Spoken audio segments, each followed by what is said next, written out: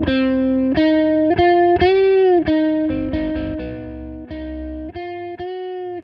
here's a guy I've been really excited to talk to. He's Aneesh Chopra, the first chief technology officer of the United States. And that's not like in the Navy, he's the first officer. He's the first guy ever to hold that title. And I don't know if you've been looking at what that office has become or what the spirit of that office has become. There's another guy in the White House who's into technology and maybe wants to use technology to save some money. His name's Elon Musk. He rebranded the whole thing Doge. I want to go back to the source to talk about what Musk is doing, if there's anything right or any inclinations behind Doge that Aneesh Chopra thinks are worthwhile, and maybe get his assessment of the current state of White House technology. Hello, Aneesh. Thanks for joining me. Mike, thanks for having me, and real pleasure to join you. You've had great work. Tell me and tell the audience, in as little detail as possible, or just as much so we understand, right? Trace the fossil record from the job you held and the position you held to what Doge is, because I know there was some zigzags. Yes.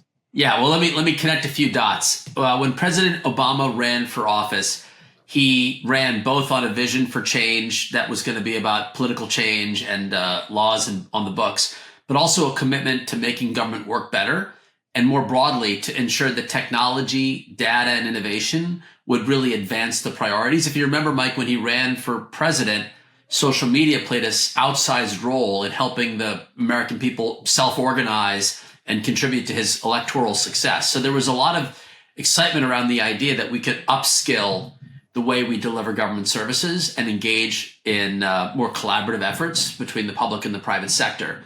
And so the role was really about advising him on those sets of issues. And I'm grateful that this is a bipartisan role. Now, to fast forward a little bit, my successor in the Trump administration was a guy named Michael Kratsios, who actually got promoted. He was the chief technology officer, which basically the role I held was both a direct advisor to the president and a part of the Office of Science and Technology Policy with a dear, dear friend of mine, Dr. John Holdren. And what Trump had done in the most recent term was to actually promote his former U.S. CTO to be also the head of the Office of Science and Technology Policy. So in many ways, the spirit of that role has actually been embraced and built upon in the Trump administration. Yes. I even read an oral history with you. So I was reading about you and you talking about your time in the White House, and he kind of headhunted you because you did a similar job with Virginia, and Virginia was all cutting edge in terms of technology. But you made the point that in the first Trump administration, taking what Obama had created, your job, this office, he really embraced it, right? Yeah. It wasn't like the usual thing where if Obama did it, let's do the opposite. He, or the first Trump administration, was very much on board with at least the position that you held. Well, and to be very clear, Mike, I'm going to walk through this on the Elon relationship. In many ways, the continuity between Obama and first Trump of the sort of digital perspective, that actually was strengthened in the handoff. If you remember, his son-in-law, Jared Kushner, was given a role to run the Office of American Innovation. Mm-hmm. In addition to having a U.S. CTO, there was the Office of American Innovation, which in many ways built off of the same agenda. We wrote the strategy for American innovation, and they had an office dedicated to it in very similar philosophies, investing in the infrastructure, the enabling ingredients of innovation, setting rules of the road that promoted market competition, and then issuing sort of calls to action to make a difference. In that case, Ivanka working on skills for America and a lot of initiatives that could borrow from a lot of the same objectives. Healthcare, an area we may cover. The U.S. Digital Service was born by my successor, Todd Park, and the reason it was born was because in the debacle that was the healthcare.gov launch, there was an acknowledgement that we had a gap in how the government itself could operate the technology. So my role was advising on policies that sort of encourage technology use, not just in the government, but also by the private sector and in regulated markets. But as it relates to government IT use, it was clear that we had a skills gap. And so we had a few startups. We called it Entrepreneurs in Residence, where we recruited a few teams, what you'll call like the current Doge team. We had teams that would help us in a few areas that we thought would be half external experts and half insider government experts. And the teams would work thoughtfully to kind of make progress in 90-day milestones. The USDS actually continues in the Trump administration that we're currently in. The interim administrator for that is a woman named Amy Gleason, who's a nurse, an incredibly talented person who I've been a big fan of from her time serving in the first Trump administration in healthcare. So yes, I remember this just a couple of months ago. She was appointed. Washington Post called you. You gave your endorsement. It was one of these unusual things where an Obama staffer says this is a great hire by the Trump administration. 1,000%. And I want your audience to realize President Obama said very famously that Washington largely works within the 40-yard lines. So if you watch the news, you're thinking like, oh my God, we're like on different islands. But in the tech domain, we really live in that 40-yard line issue. And so remember, Doge is two things. It's Elon Musk as an advisor, although he's been winding down his time. And in that regard, let's call that a philosophy of Doge, where they're placing individuals who are employees of the various agencies. So that philosophy of Doge is built on Elon's role in many ways as an advisor to the president, right? That's not, I don't think he carries any role like a chief technology officer. There are others who have that role in the Trump administration. So that work is sort of related but different from the work that Amy's team leads. Let's call that the operations of the U.S. Digital Service now.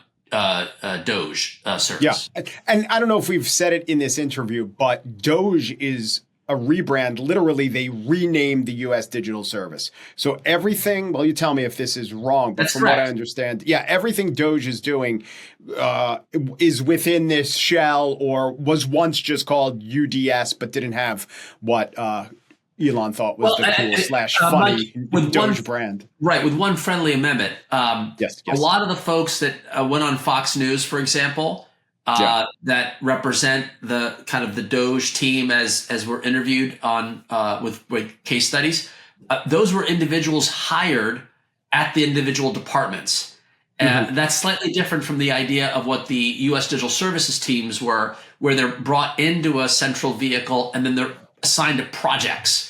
And those projects are often staffed between, agency staff plus the digital services staff. So you put those two together, they're kind of in the family of Doge, but I want you to understand they're slightly different. So the part that's very similar to the Obama world was the U.S. Digital Service, now Doge, where they do projects. And those agencies they're doing great work. And I think they're going to continue to build on what we've been doing for the last 8 years, including the Biden administration. Give me an example, tangible example of that. So the listeners. Well, so I'm a healthcare guy. So in the healthcare space, they've already announced that they're going to initiate this work to create a national directory for healthcare. So one of the biggest frustrations for consumers is that their insurance directories are inaccurate. They think they can see a doctor. The numbers are wrong. The address is wrong. They're not taking new patients. It's like 50% error rates. So you think you bought a health plan and then you can't really use it the way you wished because the doctors you care about aren't engaged in that plan. That's frustrating. So this national directory is going to make it a lot cleaner so people know exactly how and in what way they can interact with the healthcare system. And they're literally building on what the Biden administration was doing there. Is it the same people literally? I think they're bringing more people in. They recently hired some folks that were actually heroes of mine during my Obama tenure that are like experts in open data and provider data. So the theory behind the U.S. Digital Services experts can do tours of duty. So a guy I love, Fred Trotter, he recently announced that he's going to come help drive the effort around this U.S. Digital Service. Fred was our first open government data award winner in the Obama administration. So for Health Data Palooza. So Mike, take this as a positive statement. I'm not here to suggest that there's no daylight between these two administrations. Obviously there is some daylight, but there's more alignment than daylight. Okay.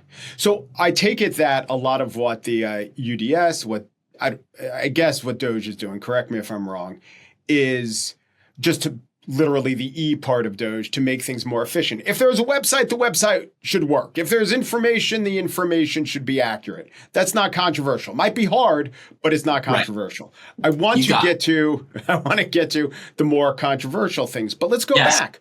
During the big branding with Doge is we're going to find inefficiencies, we're going to cut program. Was that part of your remit with the UDS? So now, yes and no. So let me make sure you understand. President Obama, in addition to naming a chief technology officer, named a CIO who kind of was overseeing our $80 billion government IT budget, but also the nation's first chief performance officer. So Jeff Zients, who became President Biden's chief of staff, Jeff and I have been old friends. He was actually my first boss when I graduated from the Kennedy School. Jeff led what you'll call effective and efficient government, including proposals to consolidate various agencies. Now, to be very specific, we viewed those things as the domain of the congressional offices. So we would recommend that they give us the authority to kind of close gaps and connect dots and simplify and consolidate because Congress appropriates and you can kind of structure the government in the way that Congress wants. So we were kind of waiting on their help and gave them recommendations along the way. But Jeff, in between, also asked for how technology could be used to kind of identify waste, fraud, and abuse. Obviously, waste, fraud, and abuse is a huge problem. And I'm grateful that everybody understands it. And so the only question is, what do you do to go about rooting it out? In our case, my colleague, the CIO, Vivek Kundra, he would do these stat reviews where he would bring the agencies in to pitch the projects they were on. And they were like doozies, billion-dollar projects to create weird Frankenstein-looking mobile devices for the census that never were turned on. And, a lot of gaps in what the private sector could do almost off the shelf. And so that's not so much as making a website work. That's really about like core operations being wasteful in not knowing the technology opportunities allow them to do projects that are much more cost effective. So did you guys find a lot of these doozies and just not get the PR for them that Elon is getting? No. So let me make sure you understand a little bit. Like I think in threes. Okay. So the crazy cave that they referred to at the OPM. Yes. This is a literal storage facility in Pennsylvania where everyone who's ever worked for, is it the Social Security Administration? They have all their records there. It really exists. There's a real huge elevator. It used to be a mine. Yeah, it's actually government employees. It's Office of Personnel Management. So it's not the private sector. It's not like us as Social Security, consumers. Yes. Right. It was employees. So we knew it existed. I didn't reference it in the context of us putting in a proposal to kind of automate it. It was more of a metaphor for, I used to reference it in speeches about the metaphorical mind and we want to modernize government. So that philosophy, I found it quite humorous. I did not participate in a particular project around, why does that exist in the first place? That could be a U.S. Digital Services project if OPM wanted to make that a priority. We just didn't work together on that particular topic. So that's 1/3 would be what I would call shared understanding, but different projects made it on the priority list. Okay. Then there is let's call it a more modernized data analytics project where Doge is connecting all these databases and mining them for whatever anomalies. Maybe that's a function of having better technology today than we did for data and analytics. Let's take that as a positive, Mike. Others might think of that as a little bit of a sensitive issue. Like, do they have the legal authority to connect some of those databases? I certainly was very sensitive to the fact that various databases in the government, while they could conceivably uncover inefficiencies if put together, the way they were congressionally authorized did not allow those to be done. So maybe we were a little bit more gun shy on connecting databases to look for that sort of example of challenges. And I don't know, maybe they felt a bit more comfortable pursuing a little bit more of an aggressive view. So let's call that like a slightly different opinion about what to do with better tech than what we had a decade ago. And then there's a third category, which I think is where you're going a little bit with some of how people were reacting to the layoffs. I would say we were much more focused on outcomes measures. So productivity would be, hey, we're trying to expand access to broadband. And we want to think about how a project might help fund the lowest cost, highest throughput to get people connected if they don't currently have access. And so, if you focus on an outcome objective, you could be ruthless in saying, hey, we're funding the wrong things and let's make better decisions. That is an area where maybe if you're just cutting, and you're not implying an outcomes goal to what you're cutting and why you're cutting it, I think their outcomes goal might have been like this concept of DEI as an outcomes goal. And so maybe that's just a different, obviously, political opinion about what we want the government to do. So we did not really pursue much of those types of activities. We didn't have, large scale layoffs or massive cuts. So obviously that's a big difference. But I don't. Because your point is you could wave around, hey, look at this thing we cut. But if it turns out you have to spend twice as much to replace it, you haven't really achieved an outcome. In fact, you've set yourself back. Now, in everyone's defense, Mike, the government stopped measuring productivity in the 2000s. So part of what I've been calling for, we called for it even in the Obama administration time, but it takes time to get these things done. If we could do a better outcomes productivity measure, then we can start saying, well, we have government to do what? To make it easier for people to afford healthy foods, or to get access to low-cost health insurance with high quality, or to think about a quality school system. We could kind of go through that road, and that might allow us to be thoughtful to say, hey, let's go line by line in the budget to say what maps to this goal and what doesn't. So I don't want to say like, oh, the Elon team was wrong for pursuing X, Y, or Z. I don't want to be blustery about it. I think if you just sort of say, look, let's be candid. Could there be a version of that type of Doge activity that's laser focused on outcomes and maniacal about going line by line? Mike, that could be a different Doge. That could be we'd be having a different conversation relative to where, maybe the country is today on it. Well, I have to say that's very reasonable. That's very productive and entirely not in keeping with the spirit of the day. So I do want to go back to just the one example you said, the Frankenstein monster, and what are we doing with the census, and the private sector could do this a lot better. Yes. If you had waved that around, if you had made a big deal about that, and also granted that maybe the outcome wouldn't be as clear as the input of cutting this thing, do you think you could have gotten credit? You could have gotten some press releases. People maybe would have seen the Obama White House as engaging in this big, efficient project, a little bit like Elon's fans see him doing with Doge. Yeah, I would say if you go back in time, well, let me take a step back, Mike, because you're asking a really important question, which is Washington lives by communications. Like, what's the message of the day, and how do you prioritize it? It is unquestionable that the Trump administration placed Doge, if not at the top, but near the top of the priority list, which meant the communications people were doing everything to kind of promote that agenda almost on a repetitive daily basis, right? Now, we were in the middle of an economic crisis in the Obama administration. We had much bigger problems to solve. So while this was an important part of the agenda, I would never have asked that this be like the dominant part of the agenda under any circumstances. As an advisor, I would say that was not, I would not be doing my job supporting the president in promoting it. But we did. If you remember, the president held a big summit with CEOs from all across the country to bring in their best practices and to reveal our strategy for modernization of government. We talked about how to improve customer service, based on best practices, how to, modernize through cloud computing and tech investments. So we kind of did some high profile things that did get attention, but it was like on a one-off basis. It was a day in December 2010 or 2010. And it was also of the no drama Obama type attention, whereas this guy has a chainsaw and a hat. Yeah, I don't want to. If you had a chainsaw and a hat, if the chainsaw and a hat aesthetic were what the communications experts back then decided, do you think you could have had some splashy things that struck America in a similar way as the Doge cuts?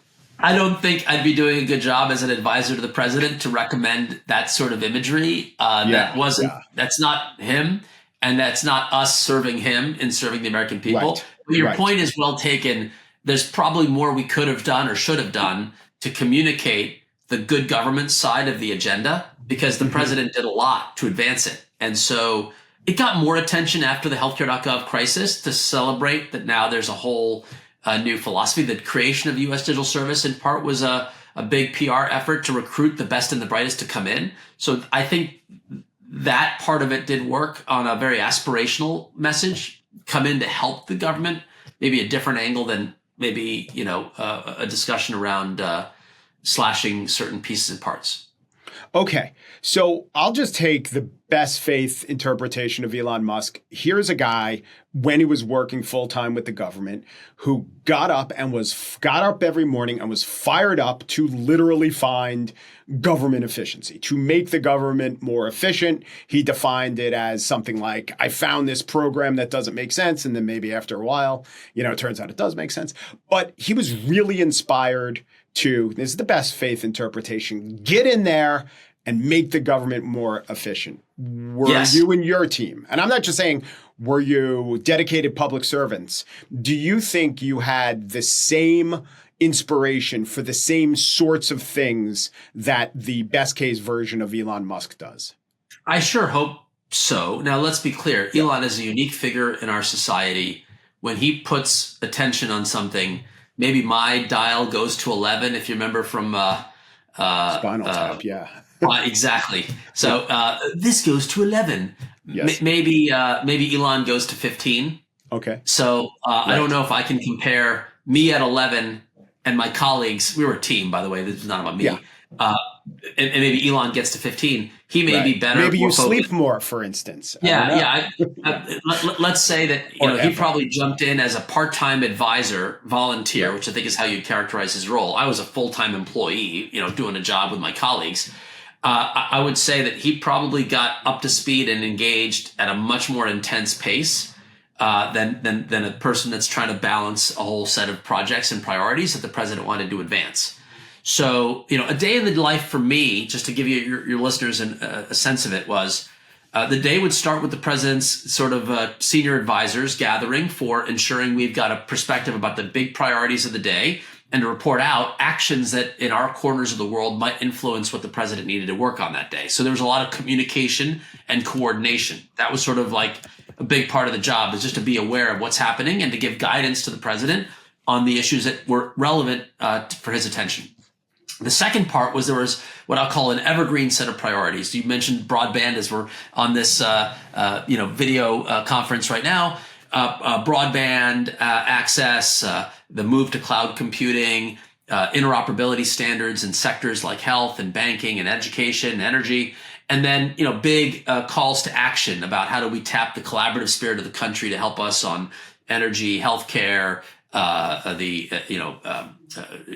to the move to space, a whole range of things where we wanted to tap the expertise. So sharing updates about what we're doing every day to make it progress on those big agenda items.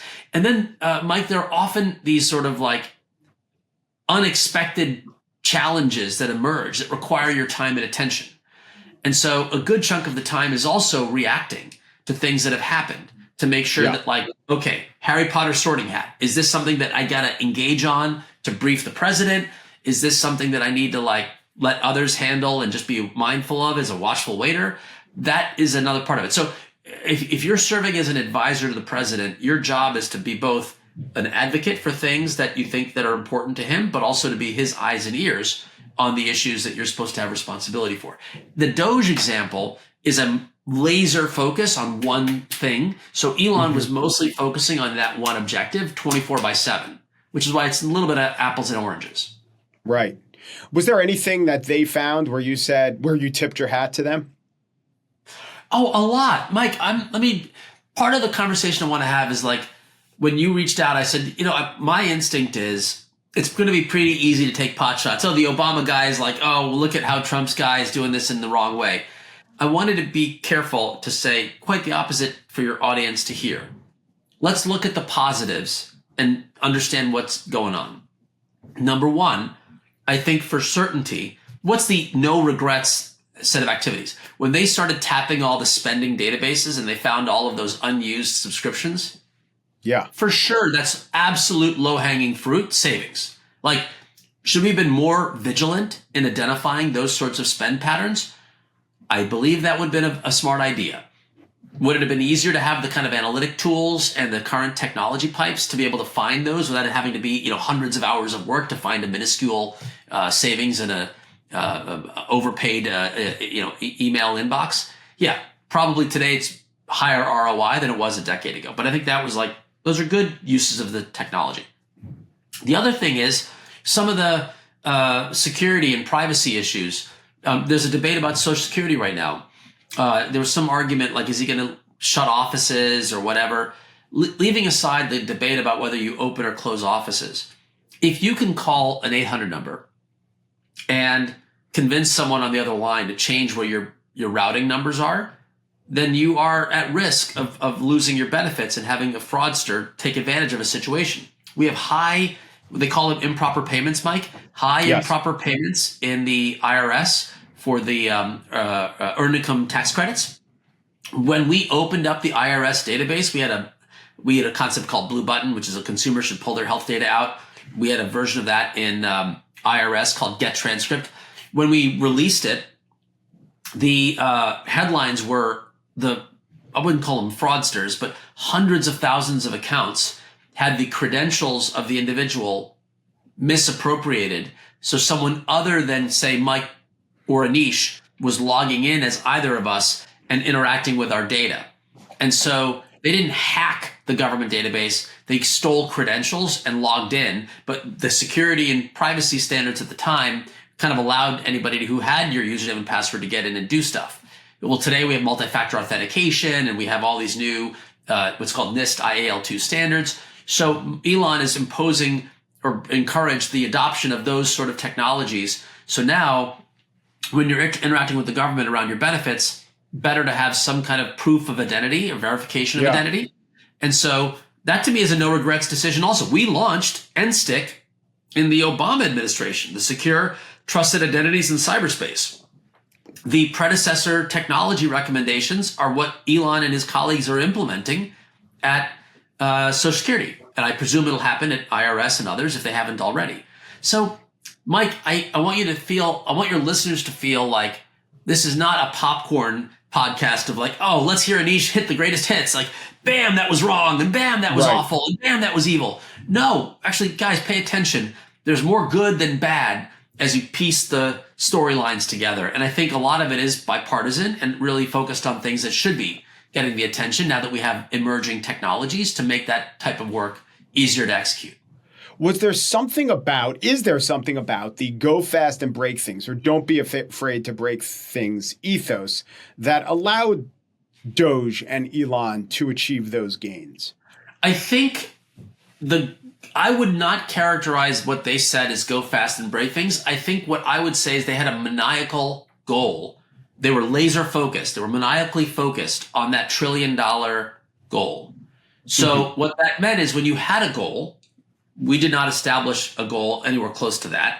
And maybe in hindsight, the way to make change is to set a goal. If you go back to reinventing government with Gore and Clinton, did they set a goal? I can't remember exactly what the dollars were, but they aimed for a more sizable chunk of dollars that they could identify. So that meant that they would run fast to try to get up to a number like this.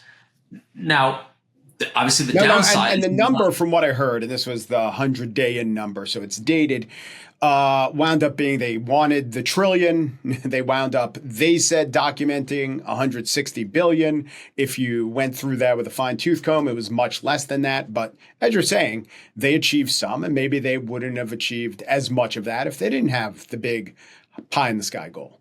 Look, if you take back the really controversial decisions like shutting down USAID, which, obviously as a Democrat, I care deeply about, even Bush's goals of PEPFAR, right? Yes. You don't have to be malaria, Democrat, right? As someone against starvation, Yes. So count me as someone who wants to help the world, right? That's not I don't think it was not a huge size of the budget for the U.S. Like our commitment to this sort of category. Now, inside USAID, was the ratio of dollars allocated to outcomes like tuned appropriately? Maybe this level of attention highlighted that there's a better way of administering some of these programs with lower overhead.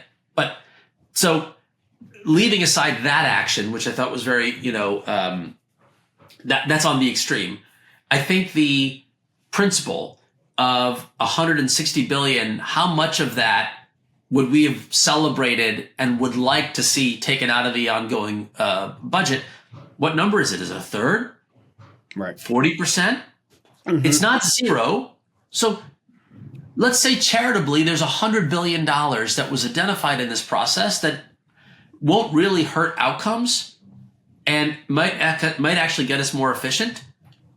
That would be I think that'd be a victory for that effort. I'd feel proud if I was on a team that was able to uncover even 50 billion or more. That's a big number, Mike, and money that could be then reinvested with Congress's oversight around like where should the American people put these dollars? Now, some might say pay debt. That's fine. Do you think, though, it's really possible, and this is an honest question, if one were to execute the plan via the reasonable way and understanding the stakeholders and thinking about outcomes and adhering to best practices, but also maybe if you're a Democrat, to realizing the power of unions, all of this, do you think, might it be the case that you wouldn't be able to get to even the $50 billion in savings, if that's the real number? And let's also allow for the fact that, maybe your answer is, maybe so, but the destruction of the entire process made it not worth it. But I do wonder if the kind of best practices, let's be thorough, let's not have a chainsaw or a hat or go fast and break things, actually gets to that final big number of legitimate savings. Yeah, look, Mike, I would say, now let me say this in 3 parts. Part one. Because you think in thirds, yes. Transparency is always the default right answer. It was President Obama who created the USAspending.gov, if you recall, with Coburn from Oklahoma. That was a bipartisan bill. So to some degree, more transparency at the level that we're saying here, like unused subscriptions and things of that nature. Like if that's a de facto ongoing now database that we have that we didn't have before, how is that anything but a good thing? Like, so let's say transparency, good. And this just pushed the envelope on what that default setting should be on transparency, which would allow us to naturally ask the obvious questions. What's a no-brainer?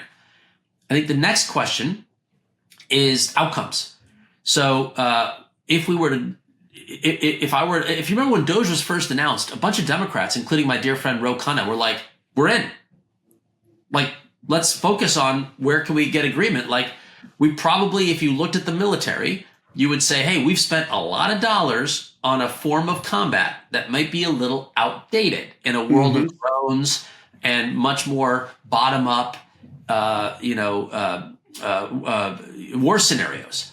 So if you were to say, here are all the threats going forward, bio threats, individual actor, terrorism cells, etc., and here's how we're allocating dollars against these objectives, you might naturally say, well, a Doge-like review would say, we're misallocating, right? So you might turn down some of the budgets in one area and so that would feel Doge-like because you'd be cutting programs that are poorly mapped in favor of better programs that are more highly mapped, and they may end up being cheaper, right? That's the best case scenario. It's cheaper with better outcomes. So let's call that the second category, which is that if we go line by line on outcomes, you might feel like chainsaw level, Doge level things are actually not a bad thing if you can go faster in making the tough decisions.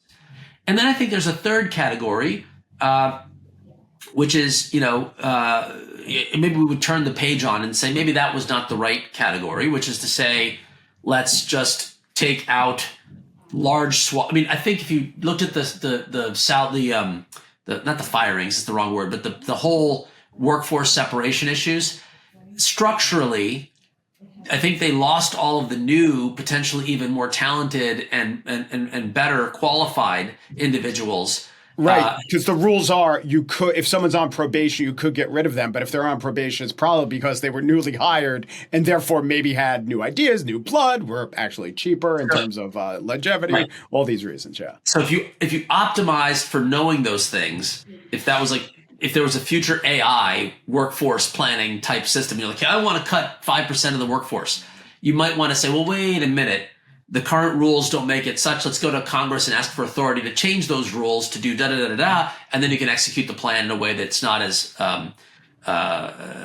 challenging. So my point, Mike, is there's a few good things, and we can struggle with the bad things that we wish we would do better next time. When you were there, was there a white whale that you always wanted to get at? So let me separate this question. A white whale would imply there's a government project that was so bad, so embarrassing that I wanted to take it out.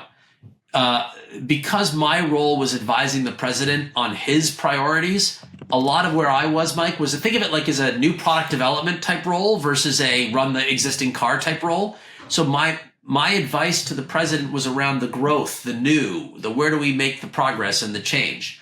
So the big white whale for me is the healthcare system. So if you were to say to me, like, what is my white whale that I didn't hit? Not that it was my responsibility, so I don't want to claim it was mine, but just as a team, I wish we could have modernized the healthcare system at the same pace we changed the way we financed or incentivized the system. So what ended up happening, Mike, was, we have a healthcare system that does not achieve the outcomes we want as a country. We pay for things that reward more of them and not more effective use of all the healthcare things to get you the best care you need. And because of the way our incentive structures are aligned, the technology that supports them are really geared towards getting you to use the most expensive, profitable things, and not so much, helping you reduce the progression towards diabetes or obesity or whatever. And so if we could fix the incentives, and we had the cash infusion, which we made into the healthcare IT systems, building IT for a more coordinated, population-focused system would have been amazing 10 years out.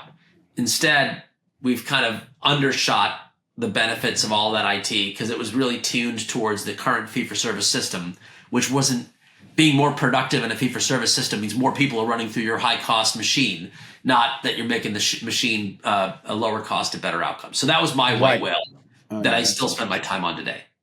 And this is just one last question that occurred to me. When you would talk about the big limestone mine in Pennsylvania, not that this was some gigantic problem, but to you, it was an anecdote because it represented it represented something, and it was something like, can you believe this? Why was the attitude more of, can you believe this and what you're going to do, as opposed to, well, let's do something about that? Well, for Elon, it was very natural. They were trying to exit a lot more people with the layoffs. And if the delay in getting people out the door was that they had to go through 6 months of paperwork, the delay bottleneck affected the ability to get people out the door. So they had so you're saying it frustrated, even though you're both citing it, Elon was citing it as a major source of frustration because it was getting in the way of what he was doing. And you would cite it as just an example of something that was a relic from another time and clearly not what they would build today, but not really getting in the way of any government goals.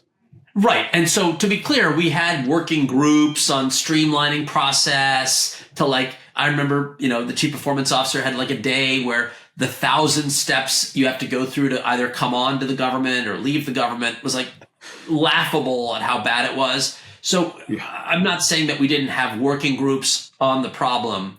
It just didn't get the focused attention of in 30 days, let's build a digital native method to get you out the door, which to the Doge team's credit, if you heard the recent reporting, they were able to ship software that allow you to exit in days and weeks as opposed to months and potentially years. Aneesh Chopra was the first chief technology officer of the United States. He's author of the book, The Innovative State, How New Technologies Can Transform Government. Thank you so much. And if you'd hang on the line for a brief exit survey and our offshoring procedure, which should last a half a day. Thank you so much. Thanks for having me, Mike. That was excellent. Thank you so much.